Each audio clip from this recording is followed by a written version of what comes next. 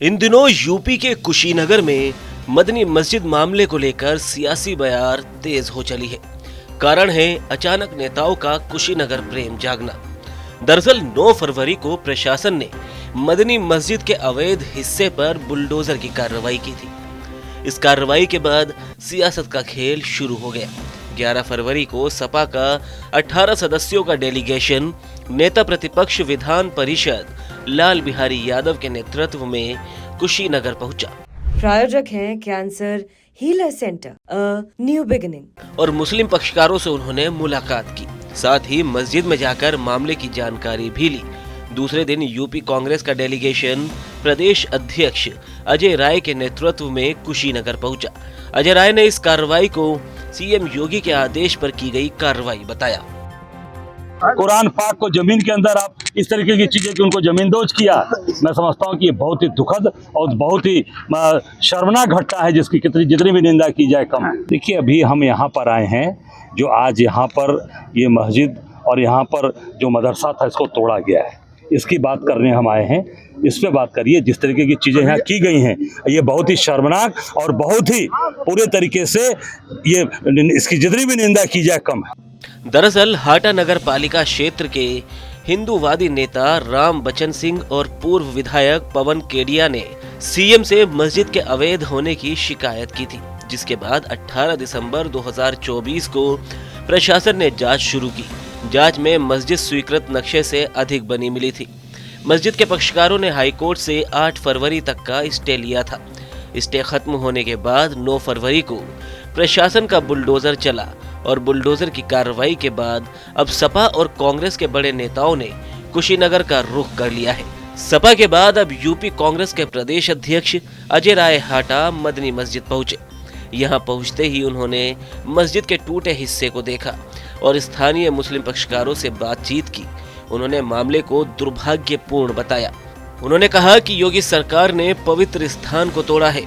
बिना बात के केवल अपनी नाकामियों और कमियों को छिपाने के लिए योगी सरकार जानबूझकर इस तरह की कार्रवाई कर रही है।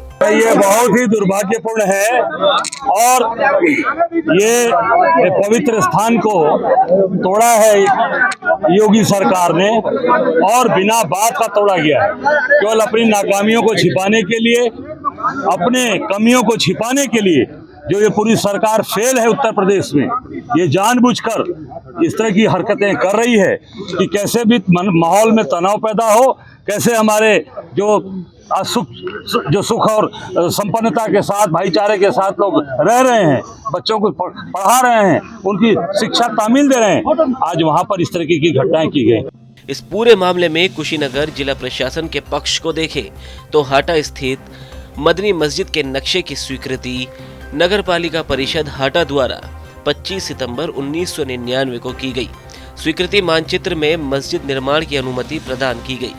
मस्जिद द्वारा अवैध निर्माण की शिकायत प्राप्त होने पर नगर पालिका परिषद हाटा द्वारा 21 दिसंबर 2024 को अवैध निर्माण के संबंध में अपना पक्ष प्रस्तुत करने के लिए नोटिस दिया गया, जिसके जवाब के लिए जाकिर अली ने अतिरिक्त समय की मांग की थी। इसके बाद दूसरा नोटिस 8 जनवरी 2025 को मदनी मस्जिद प्रबंधन को दिया गया।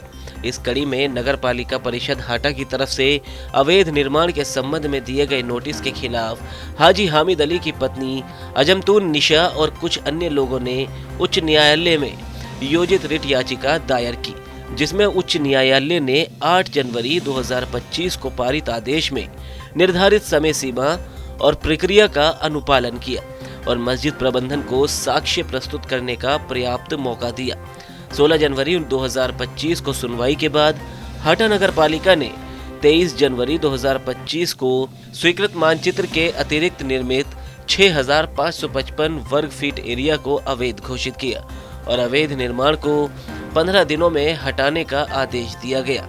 मस्जिद प्रबंधन द्वारा अवैध निर्माण को न हटाए जाने पर नगर पालिका परिषद हाटा की तरफ से 9 फरवरी को मस्जिद के अवैध हिस्से का ध्वस्तीकरण कर दिया गया।